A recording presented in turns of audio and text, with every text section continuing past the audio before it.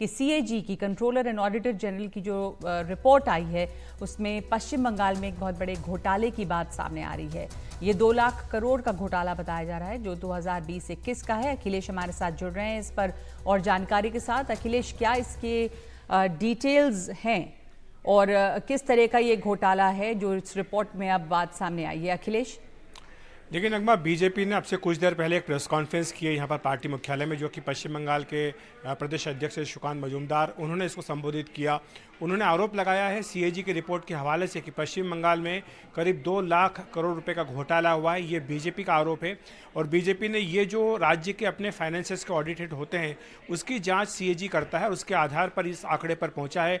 CAG का ये कहना है बीजेपी के मुताबिक कि कई ऐसे सर्टिफिकेट्स, यूटिलाइजेशन सर्टिफिकेट जो कि नहीं दिए गए हैं और पर्सनल फंड में भी कई सारा पैसा जो इस्तेमाल किया गया है। तो ये सब कुल मिलाकर के करीब 2 लाख करोड़ का 1,98,000 करोड़ का ये पूरा मामला बनता है और बीजेपी ने कहा है कि इस पूरे मामले की जांच होनी चाहिए और इस सीधे तौर पर जो जिम्मेदारी है पश्चिम बंगाल की मुख्यमंत्री ममता बनर्जी की बनती है। तो ये लोकसभा चुनाव आने से पहले बीजेपी ने अपना जो हमला है ममता सरकार पर वो तेज़ कर दिया है और जो सीएजी की रिपोर्ट है उसके रूप में बीजेपी को एक बड़ा हथियार मिला है, जिसके जरिए बीजेपी ने आरोप लगाया है कि पश्चिम बंगाल में बड़े पैमाने पर वित्तीय गड़बड़ियां हुई हैं। तो अब ये जो इस समय सीएजी की रिपोर्ट आई है ये कितनी डैमेजिंग है ममता बनर्जी सरकार के लिए? देखिए, काफ़ी डैमेजिंग है क्योंकि सीएजी की रिपोर्ट के हवाले से हम जानते हैं कि कई बार इससे पहले भी बड़े आरोप लगाए गए हैं।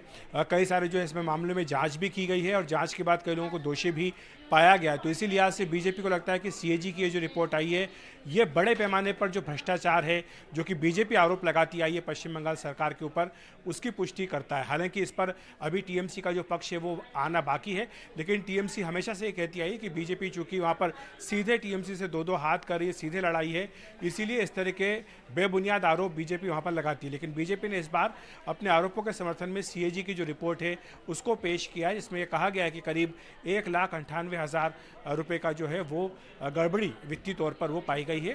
तो ये बीजेपी ने सीएजी रिपोर्ट के हवाले से आरोप लगाया है।